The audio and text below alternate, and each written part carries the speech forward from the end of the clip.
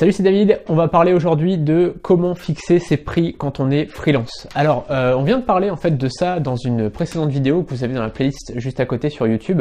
Je vous ai mis le lien, donc si vous n'êtes pas sur YouTube, vous avez le lien juste là vers l'autre vidéo où on parle du Pay What You Want. Donc c'est une nouvelle façon en fait de payer, de proposer aux clients de payer ce qu'ils veulent. C'est-à-dire que s'ils trouvent que notre service coûte tant, ils donnent tant. Alors ça a été en fait un petit peu repris, enfin au départ c'était dans les concerts de rock, après ça a été repris par des hôteliers, par des restaurateurs, etc. Alors c'est pas forcément la meilleure méthode, je pense, pour les microservices, pour les freelances, si vous faites de la création de logo, de la création de site web, tout ça, c'est peut-être pas la meilleure méthode. Pourquoi? Parce que il y a toujours des gens qui savent pas en fait. Enfin, personnellement, moi je sais à peu près ce que valent les différents services dans le web, par exemple, parce que je suis dedans. Mais voilà, je sais pas, par exemple, si un bûcheron, par exemple, me proposait, je sais pas, de couper un arbre, chez moi, je sais absolument pas combien je devrais lui donner. Vous voyez ce que je veux dire? Et du coup, quelqu'un qui aurait besoin de vos services pour une création de logo, par exemple, si le mec il est plombier, mon père est plombier, par exemple, il sait pas du tout combien peut coûter un logo. Et du coup, il vous donnerait peut-être pas, voilà, ça serait peut-être pas très facile à donner, vous voyez ce que je veux dire. Et du coup, c'est pas facile pour le client de juger un petit peu ce que ça vaut, parce que si on n'en sait rien, on n'en sait rien. C'est vraiment pas facile à jauger.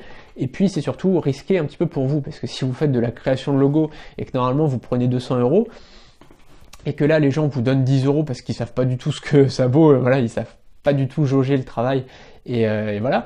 C'est un peu risqué, donc c'est pas que je vous déconseille de le faire, ça peut être intéressant de le faire sur certains services, mais c'est peut-être pas la meilleure chose si vous êtes freelance. Bref, on va pas parler de ça, je vous ai mis quand même le lien, donc vous l'avez juste là, c'est quand même intéressant de voir un petit peu comment ça se passe le Pay What You Want, c'est toujours intéressant dans certains milieux. Non, on va parler plutôt de comment fixer son prix, comment fixer un prix fixe. Alors le truc c'est que souvent les gens ont tendance à fixer leur prix en fonction du temps passé. Imaginons la création d'un logo par exemple, ou un développeur web, il va avoir tendance à fixer son prix par rapport au temps qu'il a passé sur un problème par exemple. Donc s'il débug un site WordPress, par exemple, si son service est de débugger un site WordPress, il va avoir tendance à fixer son prix vraiment en fonction du temps qu'il a passé, ou du temps qu'il va passer.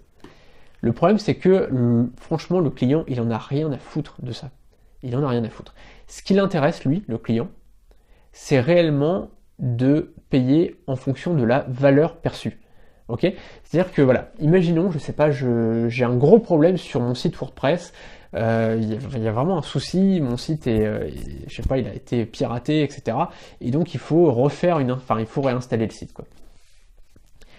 Si on me dit, voilà, j'ai passé 2 heures dessus à 40 € hors taxe, donc voilà, ça fait donc 48 € de l'heure x 2, 96 €. Si on me dit ça, je dis mais franchement je m'en fous que vous ayez passé 2 heures dessus, franchement je m'en fous. Et je vais même pas, alors je vais peut-être pas réagir comme ça, mais en tout cas je m'en fous du temps que la personne a passé dessus.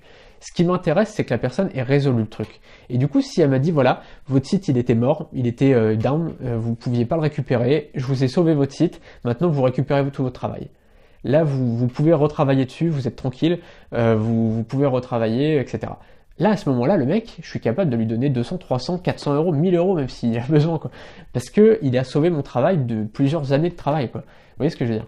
Et du coup, à ce moment-là, le truc, il est totalement présenté différemment. Il n'est pas présenté en fonction du temps passé. Et je suis capable de donner beaucoup plus parce qu'il a présenté le truc sous une forme de la valeur perçue, quoi.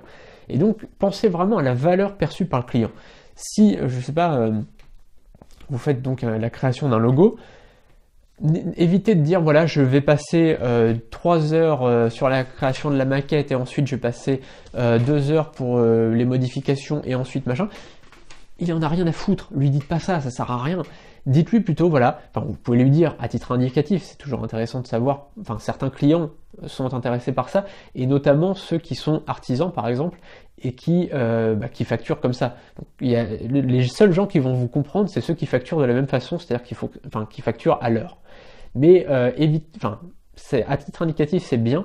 Par contre, à côté de ça, dites-leur, voilà, grâce à votre logo, vous allez pouvoir améliorer votre je sais pas, votre notoriété, etc. Vous allez pouvoir être beaucoup plus visible, vous allez pouvoir mettre ce logo sur vos cartes de visite, sur vos papiers à l'en-tête, sur votre site web, etc. Ça va forcément améliorer votre notoriété, ça va améliorer votre chiffre d'affaires, puisque tout simplement les gens vont vous prendre beaucoup plus au sérieux comme ça, etc. Voilà, vous avez plein de choses comme ça, d'arguments comme ça à avancer, plutôt que j'ai passé 3 heures dessus. Ok ? Donc voilà, donc si ça vous intéresse, vous avez une formation juste là, donc sur la petite vignette YouTube, qui vous permet tout simplement de créer un business automatique. Alors forcément, ça va peut-être pas vous intéresser comme ça, parce que vous, si vous êtes freelance, si vous êtes créateur de logo, créateur de site web, rédacteur web, community manager, etc., ça va pas vous intéresser forcément la formation gratuite. Par contre, je vous tiendrai au courant d'une plateforme qui est en train d'être créée, qui sortira certainement en février. Ça dépendra en fait du nombre de vendeurs. C'est-à-dire que plus il y aura de vendeurs, plus ça sortira vite. S'il n'y a pas beaucoup de vendeurs, ça sortira un petit peu plus tard, on verra. Tout simplement parce que j'ai pas envie d'avoir un site vide forcément, et du coup tout simplement tout est là, donc la formation gratuite, et je vous donnerai des nouvelles de l'avancée de ce projet. Donc à très bientôt, je vous retrouve juste derrière le lien. Salut.